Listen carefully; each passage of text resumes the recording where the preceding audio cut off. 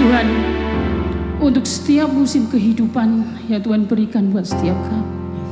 Kami percaya Engkau mengiring kami, Engkau menyertai kami. Biarlah tidak ada rasa takut di dalam hidup kami. Firman-Mu mengatakan, janganlah takut, aku menyertai Engkau.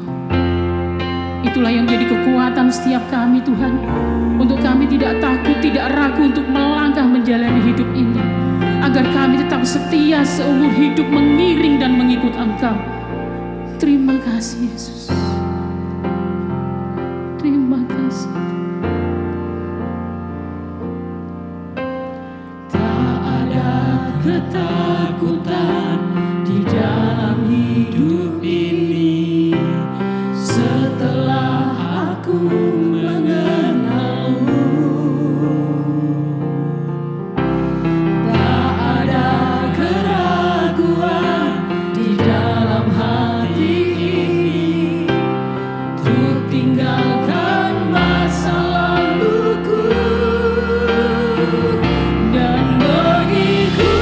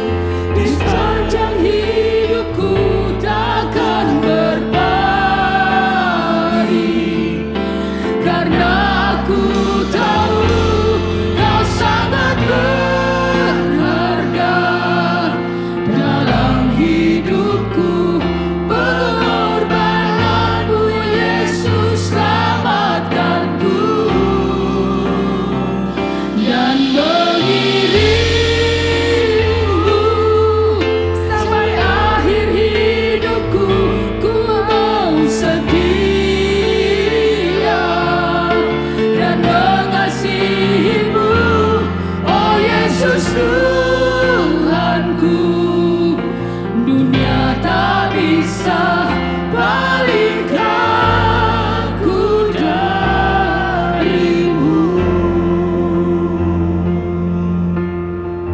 Terima kasih Tuhan untuk penyertaan-Mu yang luar biasa dalam kehidupan kami. Sampai hari ini kami masih boleh menikmati segala kemurahan-kemurahan Tuhan dalam hidup kami. Menikmati setiap pujian penyembahan kami. Apa yang sering kali tidak kami pikirkan, Tuhan sediakan lebih dari apa yang kami pikir. Terima kasih Tuhan. Kami mau belajar untuk selalu berharap dan percaya kepada, agar kami selalu mengiring-Mu, mengikuti-Mu di sepanjang hidup kami Tuhan. Karena Engkau memberikan janji-janji menyertai kami, agar kami tidak takut dan khawatir. Terima kasih Yesus.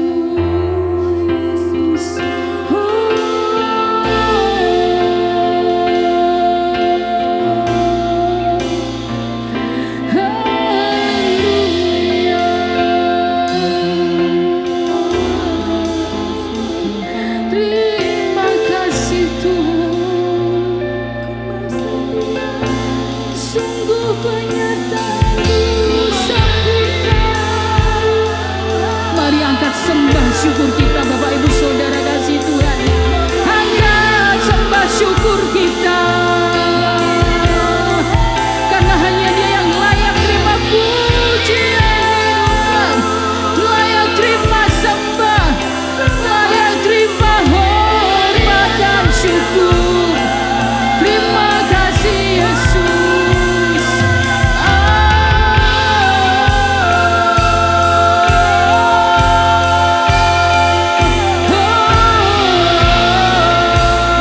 Haleluya.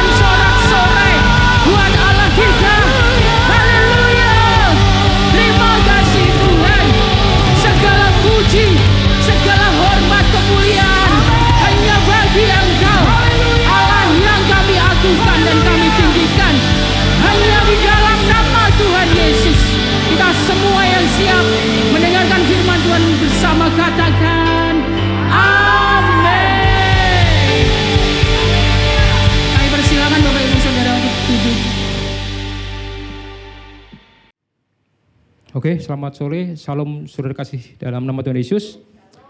Kita ketemu lagi dalam di sore hari ini dan masih tema yang sama. When under pressure. Ini adalah minggu keempat. Tema ini sebenarnya sangat menarik sekali, saudara ya. Jadi sangat relevan dengan kehidupan kita. Saya sangat temanya sangat menginspirasi kita juga, keluarga kita. Minggu lalu Pastor John sudah menyampaikan tentang from pressure to powers. Kemudian minggu kedua Pak Budi Ong juga ada indah pada waktunya. Yang ketiga Pastor John dalam pressure from pressure to praise. Di minggu 4 saya akan bawakan dengan tema in the hardest time atau dalam masa tersulit, saudara.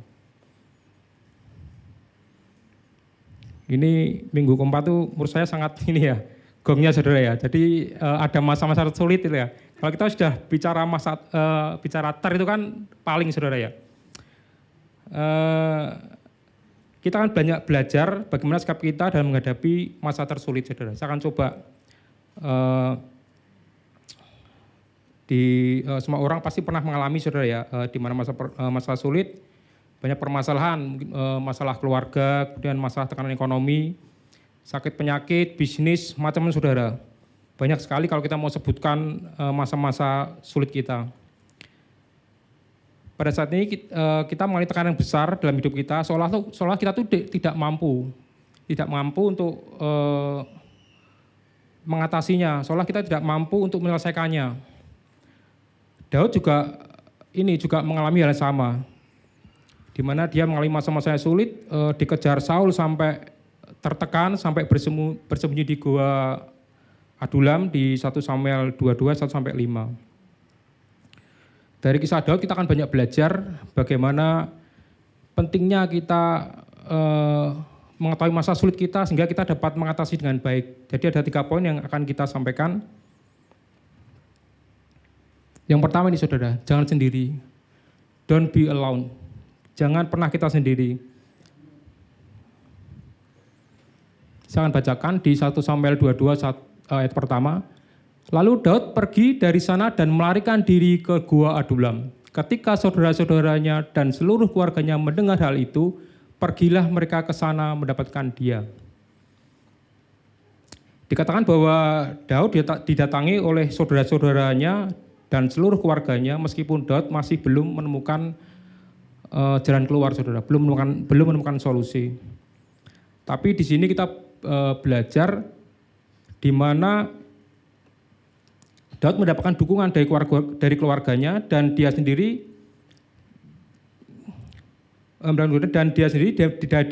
dari dalam masa sulitnya. Jangan pernah kita juga mengasingkan diri saudara. Jadi tema yang pertama dikatakan bahwa jangan sendiri kalau kita dalam masalah, jangan kita malah menghindar. Kadang kita sebagai manusia, kadang kita ingin sendiri. Ketika kita ada masalah, kita sendiri, kita lari sendiri, tidak tahu apa solusinya, sehingga akhirnya juga tidak baik.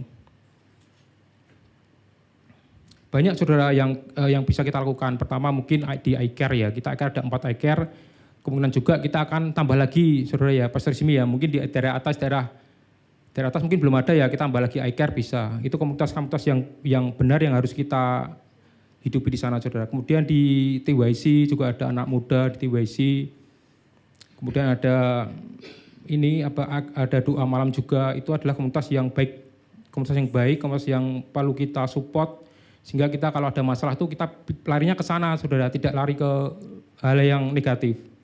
Karena dengan komunitas yang baik itu kita dapat support dari doa, kita tahu apa kesusahan saudara kita sehingga apa kita dapat tidak hanya materi mungkin saudara, tapi kita berikan doa sehingga semua itu berjalan dengan baik. Kita mengatasi masalah kita dengan baik.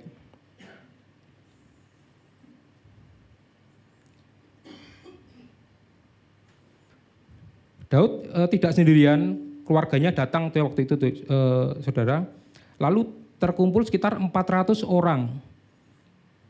Tuhan juga menyatakan bahwa kita kan tidak hidup sendiri saudara. Tuhan menciptakan Adam dan Hawa. Jadi dari awal menurut saya Tuhan tuh sudah tidak kita tinggal diam karena kita sudah dari awal Tuhan menciptakan Adam dan Hawa itu kan berarti Tuhan kan sudah punya inisiatif saudara. Jadi ketika kita ada masalah kita ada keluarga, ketika kita ada masalah kita ada suami istri yang saling support.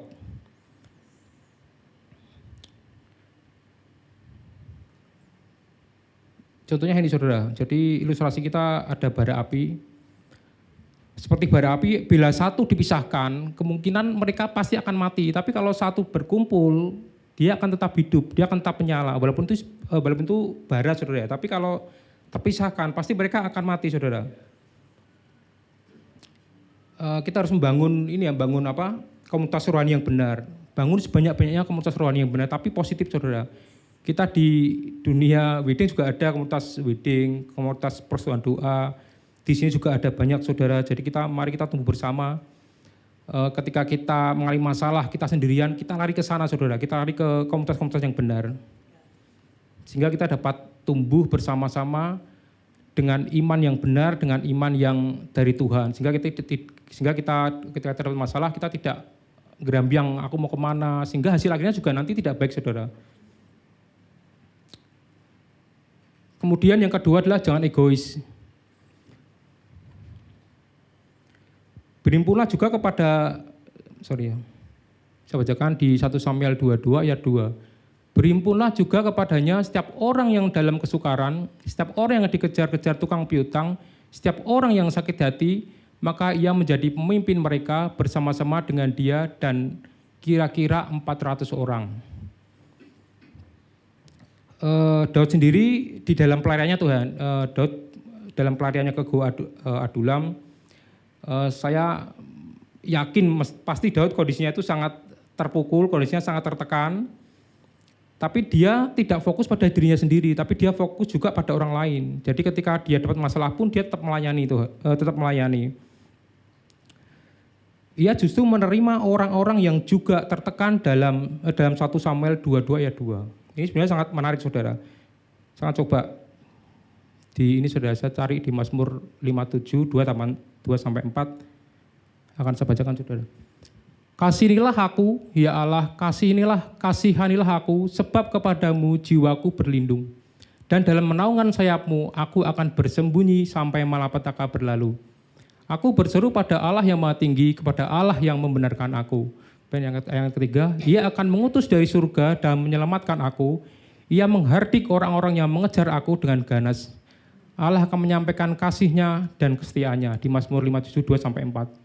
Ini sebenarnya ayat ini berisi permohonan Daud kepada Allah saudara. Karena memang kondisinya waktu itu Daud sangat ditekan. Ini kondisi Daud saudara. Jadi dia sampai mengatakan kasihlah aku sebab kepadamu jiwaku berlindung. Dia dikatakan lagi kasihlah aku. Jadi kalau saya mengilustrasikan dalam diri saya. Jadi dia lari ke Gua Adulam, kemudian kondisinya dia itu sangat tertekan. Kondisinya tertekan sehingga dia sampai kepada Allah dikatakan ia akan mengutus dari surga dan menyampaikan aku. Mungkin dalam kondisi Daud dia ingin ada sesuatu, dia mendapatkan malaikat dari surga saudara. Dia ingin mendapatkan malaikat dari surga. Tapi apa yang didapatkan? Malah dia mendapatkan 400 orang yang nasibnya sama saudara. Jadi saya membaca firman ini saya juga luar biasa ya. Daud kepingin ada 400 malaikat yang menjagai mereka sehingga dapat terbebas, tapi Tuhan malah terbalik. Tuhan malah mengutus 400 orang yang nasibnya saat itu sama dengan Daud. Saya berpikir apakah ini Tuhan salah meresponi doa Daud saudara. Kenapa kalau yang waktu kondisi tertekan dia malah dapat ada masalah lagi. Masalah Daud belum selesai, dia dapat masalah lagi dengan 400 orang yang nasibnya sama seperti Daud. Orang tertekan, orang yang banyak masalah di dalam 1 Samuel 22 ayat 2. Pertama saya baca ini, saya berpikir apa Tuhan juga salah saudara dalam mengirim ini. Sama dalam kehidupan kita sebenarnya kalau ketika kita ada masalah, kita belum selesai menyelesaikan masalah, datang lagi masalah yang baru. Tapi akhirnya Daud dapat memimpin mereka, itu kan sangat luar biasa. Akhirnya dari kumpulan orang-orang yang putus asa menjadi pasukan, dikatakan menjadi pasukan perkasa. Kalau kita percaya kalau tekanan dalam kehidupan kita saudara, itu adalah dapat membuka pintu bagi kita untuk menjadi alat Tuhan bagi orang lain. Jadi dikatakan tadi yang ayat kedua itu saya sangat suka sekali ya, jangan egois ya. Ketika kita punya masalah, justru kita dapat masalah lagi, dan dari situ Tuhan malah mengangkat kita ke suatu tujuan yang lebih besar. Kalau mungkin dalam kehidupan saya, Tuhan saudara, saya juga ingin sharing ya, dulu tahun 2021, mungkin saya mengalami kayak seperti Daud, saudara.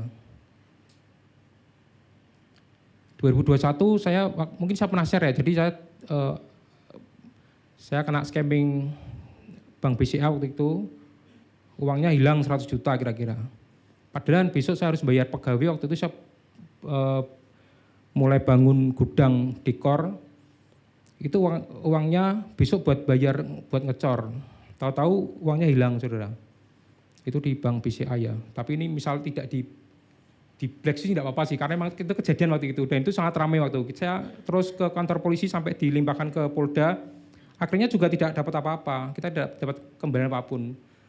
Kalau kita percaya dengan manusia pun menurut saya juga percuma, karena akhirnya juga saya tidak mendapatkan uang itu kembali. Itu kondisinya sama, saudara. Waktu itu kita harus bayar pegawai untuk ngecor gudang belakang itu belum selesai masalah, selisih mungkin ada 1 bulan ya. Itu Mamadi kena scamming, kena gendam, saudara. Itu ya nilainya mungkin 50 juta lebih.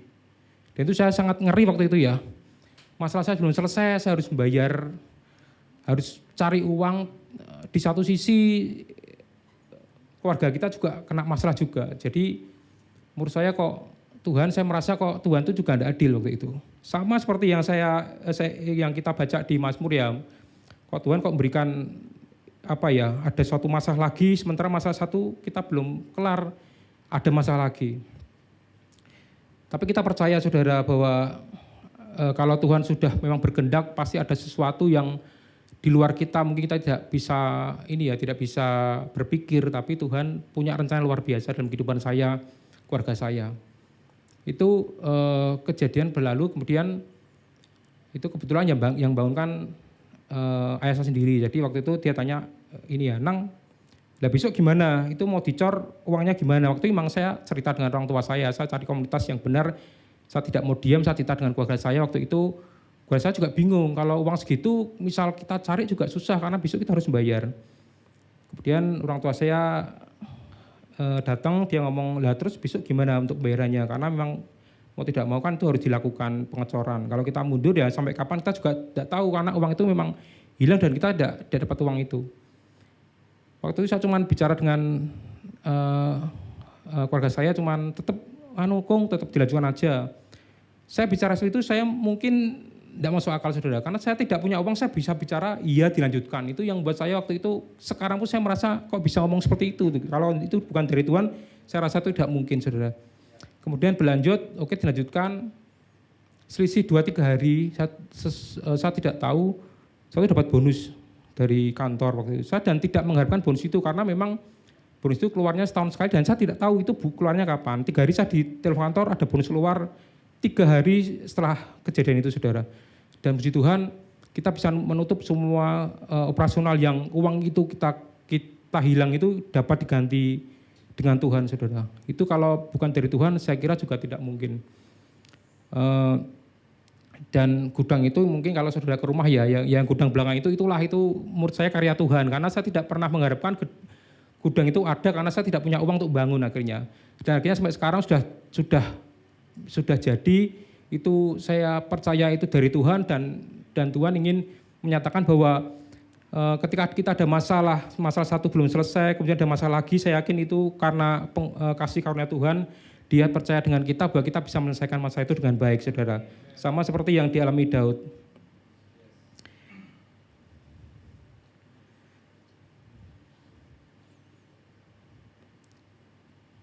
Saya kembali, saudara. Jadi dalam Mazmur 57 ayat 2 dan 4 ini adalah dikatakan bahwa ini adalah permohonan Daud. Sama seperti yang saya alami, saudara. Jadi Daud kepingin Tuhan menjaga, malaikatnya datang, ternyata kok malah yang datang 400 orang dan kondisinya sama seperti Daud, sama-sama tertekan. Akhirnya Daud juga bisa mengatasi masalah itu dengan baik. Kemudian kita percaya saudara ya, kalau kita punya Tuhan yang memegang masa depan kita adalah masa depan yang penuh harapan saudara. Jadi kita mengamini Tuhan. Akhirnya juga Daud memimpin mereka dari kumpulan orang putus asa menjadi pasukan perkasa. Saya akan mengilustrasikan seperti ini perawat saudara ya. Jadi saya kenal kak saya seorang perawat, jadi saya tahu apa yang kak saya lakukan. Kak saya lakukan di pekerjaannya saudara. Ini ilustrasi tambahan dari saya. Seorang perawat yang kelelahan di ruang UGD, ternyata aku juga lelah, tapi aku tahu pasien ini lebih butuh pertolongan daripada aku untuk istirahat. Tidak mungkin saudara ya, kalau seorang perawat dia capek, kemudian orang datang masuk UGD, dia cuma diam saja, kan tidak mungkin. Itu sama dengan kehidupan kita. Waktu kita ada satu masalah, apakah terus kita akan putus untuk pelayanan? Itu saudara, kan tidak mungkin. Kalau kita dalam mindset kita harus kita ubah ya. Waktu kita ada masalah, mari kita datang dengan Tuhan, kita datang kepada Tuhan sehingga masalah itu dapat atasi dengan baik. Bukan kalau ada masalah terus kita menghilang, itu kan kita akan jauh dengan Tuhan. Saat kita lelah, jangan sampai kita meninggalkan pelayanan kita, saudara. Justru saat seperti itu Tuhan sedang memproses kita untuk menjadi pemenang seperti Daud. Amin. Kemudian yang ketiga adalah jangan terburu-buru. Jadi yang pertama tadi jangan sendiri, kemudian yang kedua adalah jangan egois, kita tetap melayani Tuhan walaupun kondisi kita tertekan. Kemudian yang ketiga adalah jangan terburu-buru atau don't rush, jangan terburu-buru. Dari 1 Samuel 22 ayat 3 dikatakan bahwa dari sana Daud pergi ke Mispa di Moab dan berkata kepada raja negeri Moab, izinkanlah ayahku dan ibuku tinggal padamu sampai aku tahu apa yang dilakukan Allah kepadaku. Di sini katakan bahwa Daud tidak terburu-buru. Mungkin ya saudara, tekanan dalam kehidupan kita ya, banyak tekanan. Kadang secara manusia kita ingin cepat-cepat keluar dari masalah itu. Kita secara manusia kepingin masalah itu segera teratasi. Padahal kan dikatakan bahwa jangan terburu-buru. Kadang apa yang kita alami, kadang Tuhan memang butuh waktu untuk proses agar kita selesai dengan baik. Tekanan sering membuat kita tuh ingin cepat-cepat keluar, saudara. Kadang keputusan yang terburu-buru itu bisa menghancurkan lebih parah. Jadi sebenarnya kalau kita ada masalah, kita cari dulu Tuhan, kemudian kita harus jangan terburu-buru untuk mengatasinya sendiri.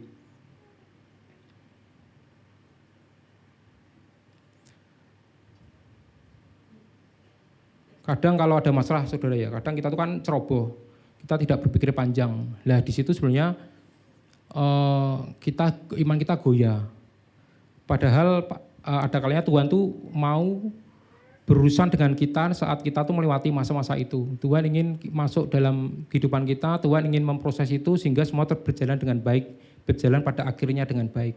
Kadang secara manusia kita cuma berpikir, aduh masalahku banyak ya, cepat dan keluar dan selesai masalah. Padahal itu bukan keputusan yang baik sebenarnya.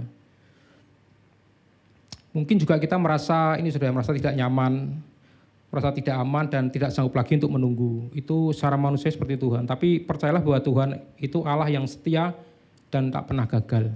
Amin. Jadi Tuhan punya rencana sendiri, Tuhan punya waktu untuk menolong kita. Bersabarlah dan jangan terburu-buru dalam bertindak. Saat berada dalam masa yang sukar, ambil waktu untuk berdoa dan bersabar. Berikan ruang dan waktu bagi bagi Tuhan untuk menunjukkan jalannya. Dan untuk menunggu jawaban dari Tuhan, sikap kita harus harus berserah, saudara. Jangan pasrah, saudara. Jadi beda, kalau pasrah itu ya sudah seperti ini. Kalau orang tua saya dulu mungkin tidak punya uang, ya saya sekarang tidak punya uang, itu lumrah. Itu namanya orang pasrah, saudara. Kalau orang tua saya dulu tidak berpendidikan, sekarang saya tidak berpendidikan, ya lumrah ya. Yaitu sifat pasrah, saudara. Biasanya pasrah itu dia punya arahnya ke negatif, jadi ke orang pesimis. Tapi di surah ini, saudara, saya ingin kita tuh berserah. Berserah itu lebih positif, lebih optimis. Kalau kita juga bisa berkata, misal orang berserah itu ya Tuhan ingin kita lakukan A, ya kita lakukan A. Walaupun kita tidak mampu. Tuhan ingin kita lakukan B, ya kita lakukan B, walaupun kita tidak mampu. Itu namanya berserah. Tapi kalau pasrah itu ya Tuhan ingin kita lakukan A, ya kita cuma diam aja. Saya mendorong kita semua, mari kita berpikir mempunyai sikap yang berserah pada Tuhan. Kita juga bisa berkata, Tuhan, aku sudah lakukan bagianku, tapi aku punya Tuhan yang megang masa depanku. Karena masa depan Tuhan adalah masa depan yang penuh harapan, saudara. Jadi kita tidak perlu ragu lagi, mari kita berserah pada Tuhan, kita menurut Tuhan. Kalau Tuhan ingin kita berproses seperti A, ya kita lakukan A. Kalau Tuhan ingin kita proses seperti B, kita lakukan B. Walaupun mungkin secara manusia itu kita tidak bisa melakukan, karena kita sudah mentok Tuhan gitu ya. Tapi kita punya Tuhan yang mempunyai masa depan luar biasa bagi kita. Ini saya punya ilustrasi pesawat delay di bandara, saudara. Pesawat yang sedang delay bandara itu memang tidak nyaman bagi kita. Walau waktunya kita sudah mundur, apalagi kalau delay ya. Ini logonya jangan ini saudara ya. Ini kebetulan memang kita ambil foto aja. Jadi sering ya kita delay 2 jam, delay 3 jam, itu kadang buat kita tuh males. Dan itu kadang buat kita tuh tidak nyaman. Tapi lebih baik kita menunggu perbaikan daripada terbang dengan resiko yang berbahaya. Jadi sebenarnya delay ini sudah diatur oleh Tuhan. Delay ini kita harus kembali dengan Tuhan, bahwa memang waktunya Tuhan ingin waktu kita berproses dengan Tuhan. Begitu pula dengan kehidupan kita, saudara. Bukan menggagalkan, tapi semua itu adalah demi keselamatan kita. Tuhan katakan, oke, anakku, ini delay dulu ya. Tapi di sana ada sesuatu yang luar biasa yang Tuhan sediakan bagi kita.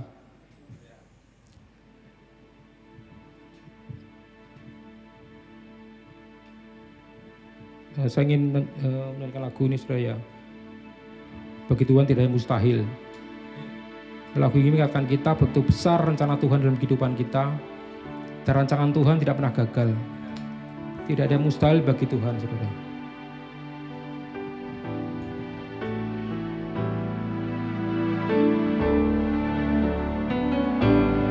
Ku yakin saat Kau berfirman,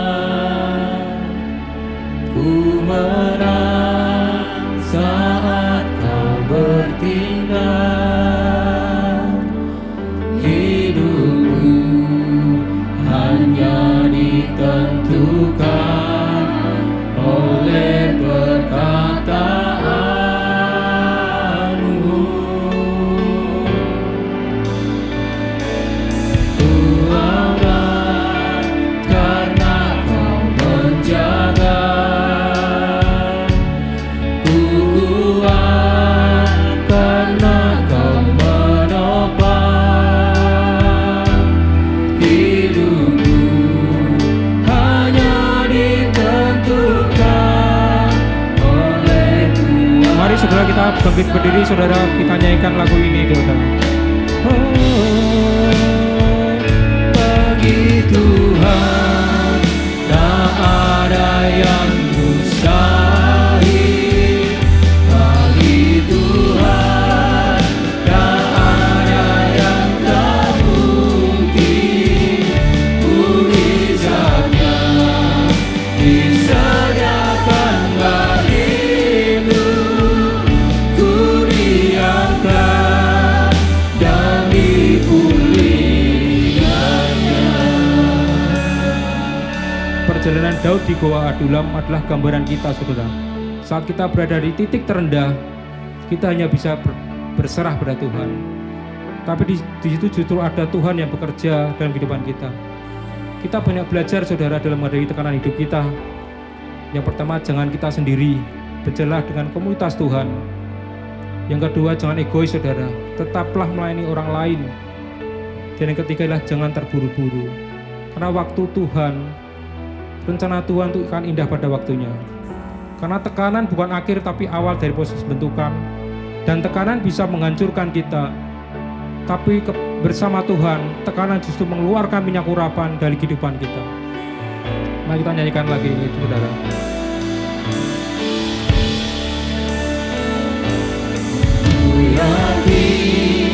Saat kau berjinak, ku menang.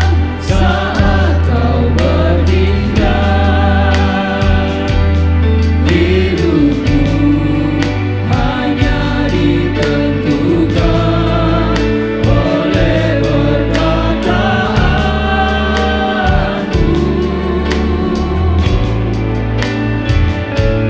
Ku aman karena kau menjaga. Ku kuat karena kau menopang.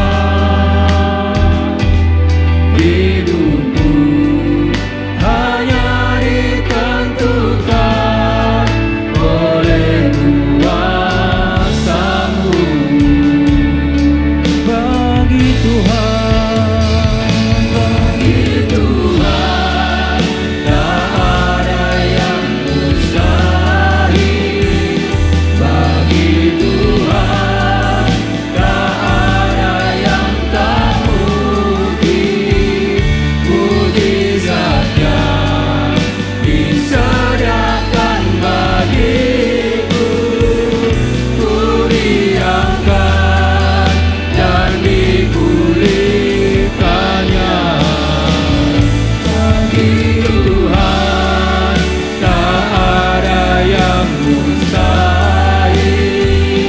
Bagi Tuhan, tak ada yang tak mungkin. Mujizatnya disediakan bagiku, ku diangkat dan dipulihkannya. Ku diangkat dan dipulihkannya. Ku diangkat dan dipulihkannya. Terima kasih Tuhan untuk firman-Mu pada sore hari ini Tuhan. Biarkan firman ini dapat memberi kami kekuatan baru Tuhan. Di saat kami berada dalam masa tersulit, kami akan terus ingat Engkau Tuhan. Karena dalam Filipi 4 ayat 13 katakan bahwa segala perkara dapat kutanggung dalam Dia yang memberikan kekuatan kepadaku. Hanya dengan pertolongan dari Engkau Tuhan, kami dapat menghadapi berbagai kesulitan, berbagai tantangan dalam kehidupan ini, saudara.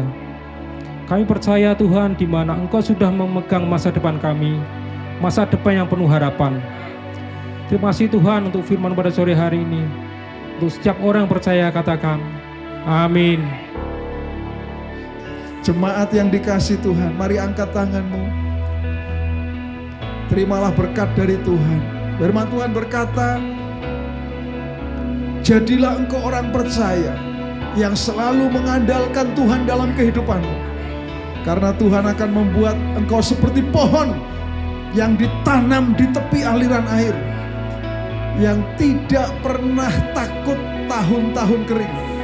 Karena apapun yang diperbuat oleh tanganmu, Tuhan akan buat selalu berhasil. Kau akan terus naik dan tidak turun, jadi kepala bukan jadi ekor. Dan surga terbuka, dibukakannya tingkap di langit, dicurahkannya berkat bagi setiap engkau. Apa yang dicari oleh bangsa-bangsa di dunia, apa yang dimakan, diminum, dipakai, Bapamu yang di surga tahu bahwa engkau pun memerlukan semuanya itu. Tetapi carilah dahulu kerajaan Allah dan kebenarannya, maka semuanya akan ditambahkan kepadamu. Pada akhirnya Tuhan, hanya bagimu lah segala pujian, segala hormat, segala kemuliaan, dahulu, sekarang, sampai selama-lamanya. Jemaat yang dikasih Tuhan, Pulanglah ke rumahmu masing-masing dengan membawa berkat dari Tuhan. Tuhan memberkati engkau dan melindungi engkau. Tuhan menyinari engkau dengan wajahnya dan memberi engkau kasih karunia. Tuhan menghadapkan wajahnya kepadamu dan memberi engkau damai sejahtera. Roh Kudus menyertai engkau mulai sekarang ini sampai selama-lamanya. Di dalam nama Tuhan Yesus, orang percaya katakan bersama-sama, amin. Haleluya. Tuhan Yesus memberkati. Happy Sunday.